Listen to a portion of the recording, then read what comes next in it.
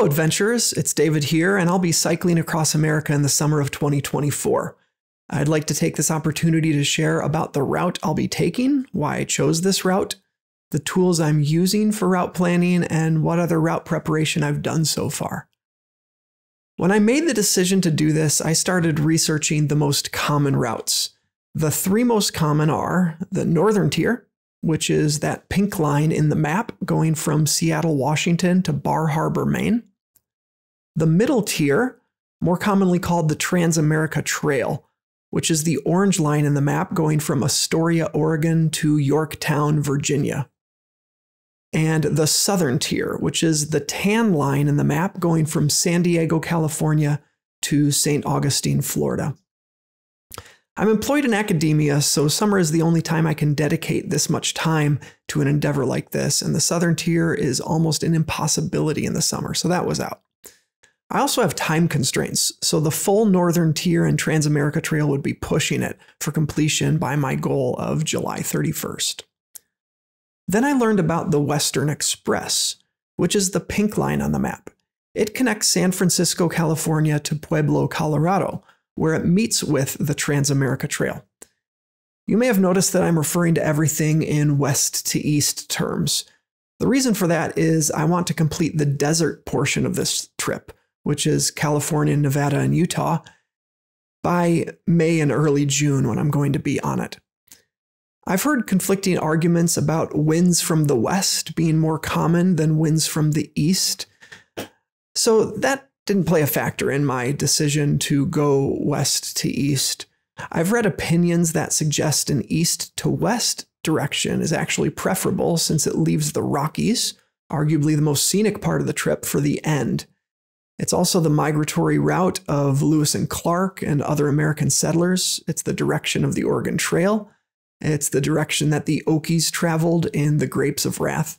So I know I'm sacrificing something by going west to east. Going back to the Western Express, it fascinates me because of how spread apart some of the cities are. There are pages of posts written online about the distance between Hanksville and Blanding, Utah, without any shade, water, stores, or services for 129 miles. Or 115 miles between Fallon, Nevada, and Austin, Nevada. In a car, that would just be 2 hours of boredom to deal with. But on a bicycle, that's 1 or 2 days where I need to burden my panniers with even more water and food weight. It's likely a night in a tent in the side of the road. It looks like the Western Express is going to start out in the bustle of San Francisco and Sacramento with many turns to remember and traffic. Then it'll get very quiet until Colorado and towns are a bit closer together again. Distances between the towns should remain much more consistent after that while still avoiding the big cities. I'll call this the Goldilocks zone. I mentioned in a previous video that despite having been to each of the states along the route, I've only been to less than 5 of the cities along the way. San Francisco, California, Bryce Canyon, Utah, Harrodsburg, Kentucky, Richmond, Virginia, and Williamsburg, Virginia. That's all I could think of. So much of this trip is going to be new to me, and I love that. I grew up in large city suburbia, and I've had few opportunities to explore small town America.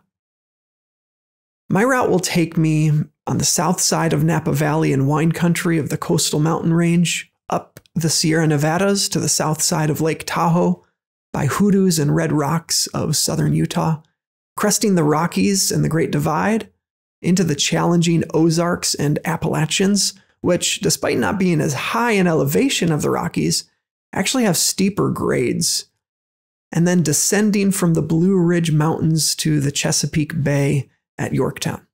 Likely 2.5 months since I will have seen another ocean. The Western Express and Transamerica Trail routes are published by the Adventure Cycling Association. They sell printed maps and GPS data of the routes. While those maps are their intellectual property, the route itself is not owned by anyone. If you zoom in close enough on ACA's network map, you see that the routes are approximate and do not align with the roads, which make their lines, at least in this overview map, unsuitable for GPS navigation. but I cobbled together parts of GPX and KML files found by other cyclists online to prepare a GPS track that near perfectly aligns with the streets. I'll share about that process in my next video. My departure date is still 5 months away, but I wish I was leaving tomorrow.